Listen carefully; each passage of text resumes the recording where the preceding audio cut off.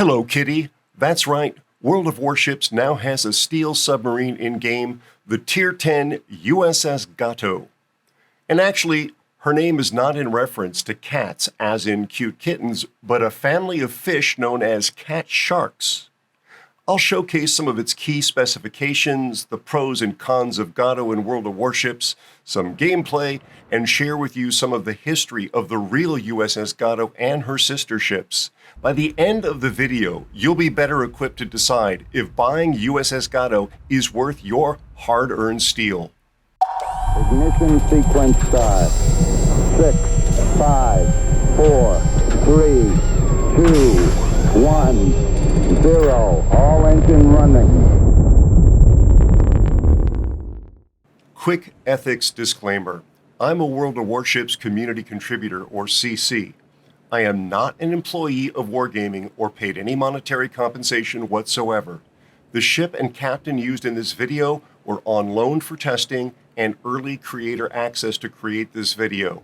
They did not give me the boat, and if I want Gato on my main account, I must use my own steel to get her. Wargaming has not approved or pre-reviewed this video prior to publishing. On that note, while I love submarines as real-world machines, and I do play them in-game, I don't think they fit very well at the moment, and I wish they'd be pulled for a complete rework. For example, I don't think submarines should be able to div up with other submarines, just like CVs are limited in that way.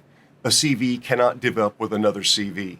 But if you had any hopes that submarines would be pulled from World of Warships, the appearance of not just a Tier 10 premium submarine, but a steel Tier 10 submarine should make clear, love them or hate them, submarines are here to stay in World of Warships. Steel is a very valuable and hard to acquire currency in-game, so we should also expect something we spend that research on to be pretty amazing. Sometimes steel ships are fantastic. I'm looking at you, Burgone. Other times, not so much. Z42, you looked so hot testing, but IRL turned out to be all TikTok filters and makeup. Sad. Let's look at her specifications. I won't parse every mathematical impact and all build options, but I will show you the values I've tested and the build of my boat and captain as of the time of testing. As mentioned, the captain was a rental captain with 21 points. You could put a special commander on her if you wished. As far as my builds are concerned, your mileage may vary and objects in the mirror may be closer than they appear. I'm no Super Unicum player. Her concealment is 5.8 on the surface and 2.1 at periscope depth. She will do 18 knots submerged, and importantly, she is not the most agile of boats, with modest default dive plane shift and vertical maneuvering. This was true of real early Gato-class submarines too. They did not dive as quickly as desired. More on that in the history section. One of Gato's consumables is called Enhanced Rudder Gears, which is a boost to rudder and dive plane shift. It is a limited use resource with only 2 available base, 3 possible if you build for it. Some other submarines, like those from Germany and Japan, get a battery use delay consumable instead. On the surface, Gato moves along nicely at 36 knots with a 4.3 second rudder shift and a 670 meter turning circle. Gato has a dive capacity of 264 units, which is decent. Translated into speech in the human hearing range, that is 4 minutes and 24 seconds with my build. I don't understand why Wargaming did not simply list this figure in minutes for clarity in all submarines in port, especially because the in-battle UI presents it as minutes. Like most submarines above Tier 6, Gato gets 2 types of torpedoes. She can fire from bow and stern tubes. I'm confused by the torpedo being listed as 2 flavors of Mark 29, one homing and the other unguided. The real Gato initially carried Mark 14 and later Mark 18 torpedoes, according to my research. The homing torpedo has an incredible 93 knot speed, 6 kilometer range, and does 10,000 damage. The unguided version is very similar to Gearing, Summers, Sherman, and Humphreys torps, with a 16.5 kilometer range, a whopping 18,100 damage and a speed of 69 knots. One big difference is the destroyer version sports a huge 301% flooding chance, while the version in Gato is a mere 111%. Yes, I know those figures are above 100%. Ask Wargaming why they describe them that way. Reload for both types of torpedoes is a brisk 46.8 seconds. Her sonar ping reload is 7 seconds at a velocity of 600 meters per second, which I found comfortable, and its range matches the homing torpedo at 6 kilometers. Gato's deck gun is a secondary, so basically it's just decorative. Take note, there are no listed specs for AA whatsoever. The boat has 20,200 hit points as built. Here's a quick look at how the commander and equipment are set up on my particular Gato. Again, do your own research. I'm not suggesting this is an optimal build.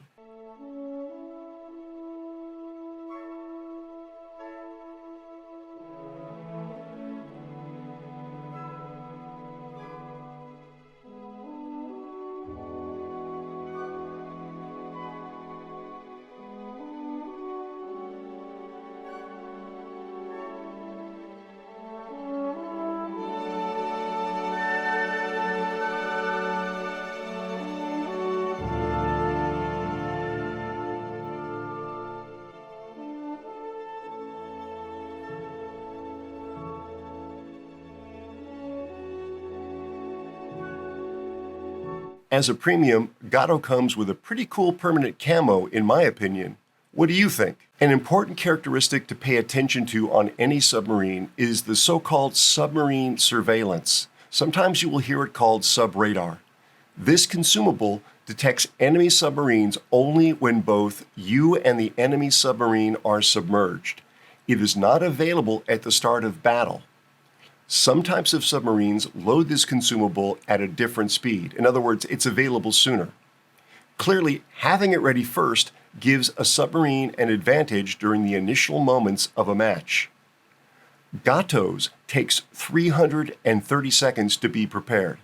The Soviet S-189 is ready in 290 seconds.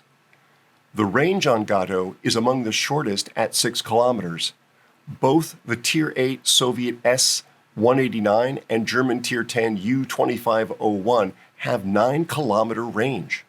So the Tier 8 S-189 has faster preparation and 3-kilometer greater range submarine surveillance than the Tier 10 Steel Gato. I'm only an average player who always tries to improve, so take my advice about how to play Gato with a grain of salt, about the size of an aircraft carrier.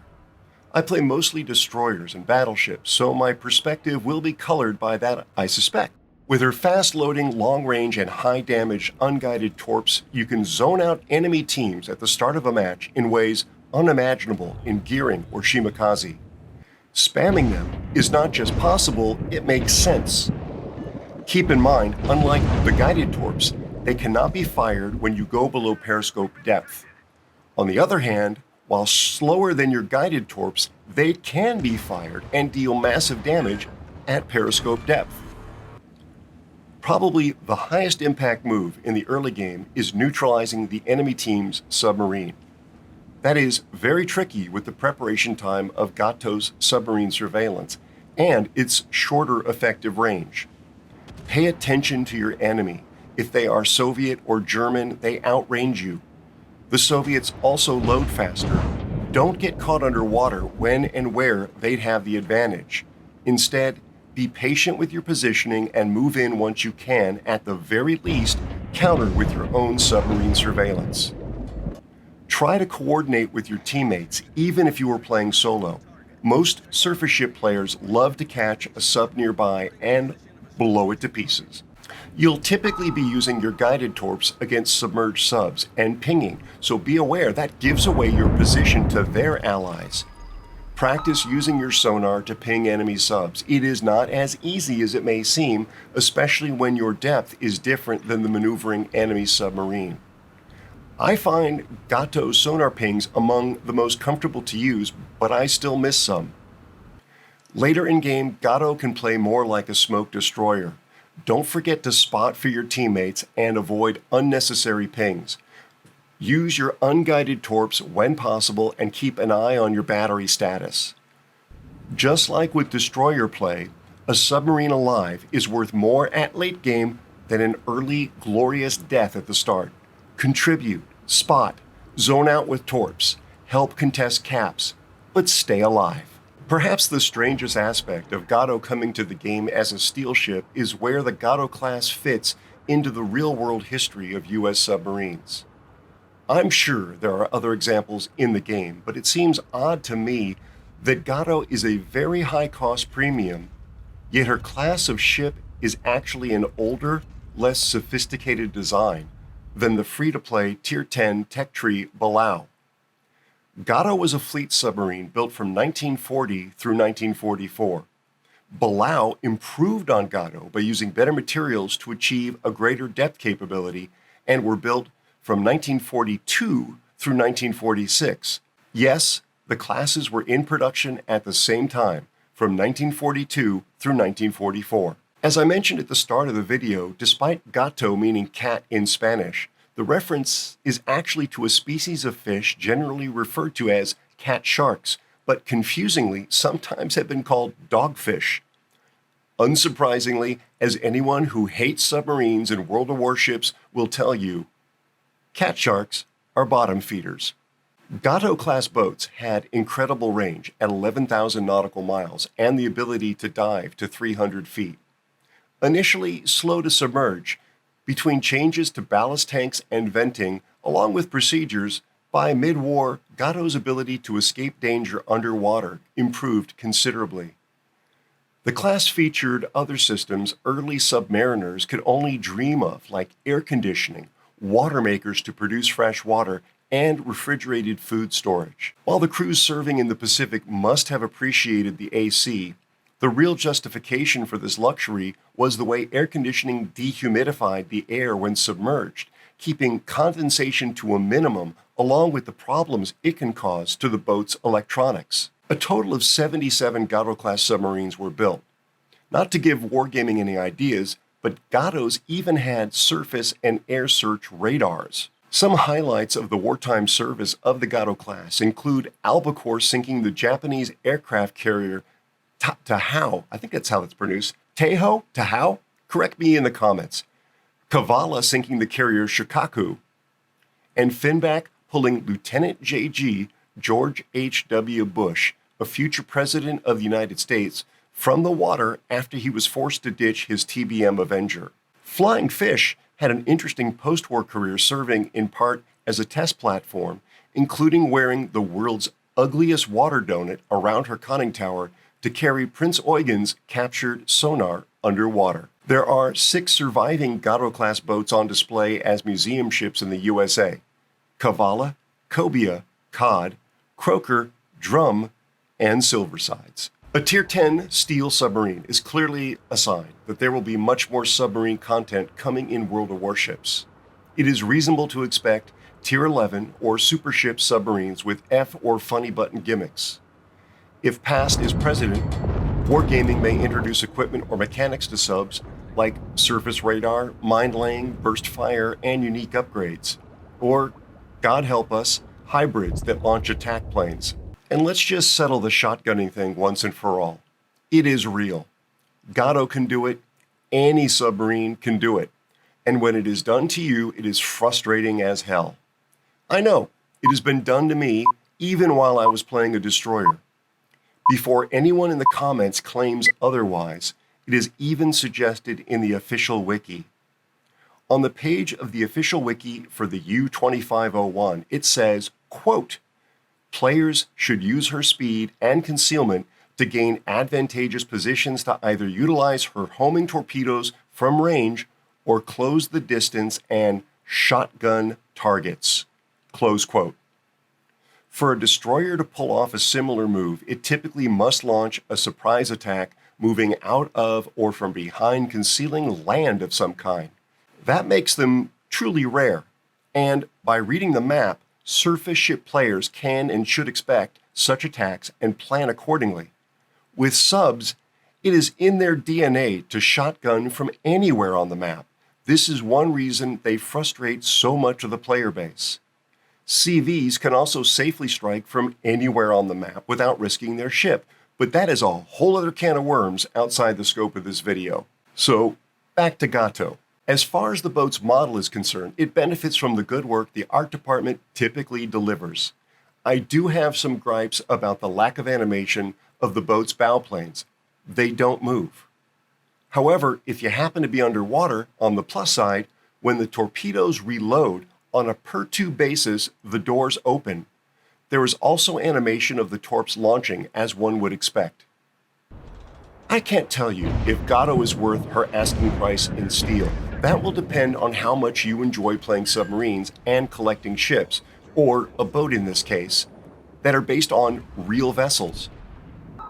Despite her limitations of shorter-range submarine surveillance, poor underwater speed and agility, and modest battery life, played to her strengths, Gato is a powerful fish kitty with claws, fangs, and a nasty bite.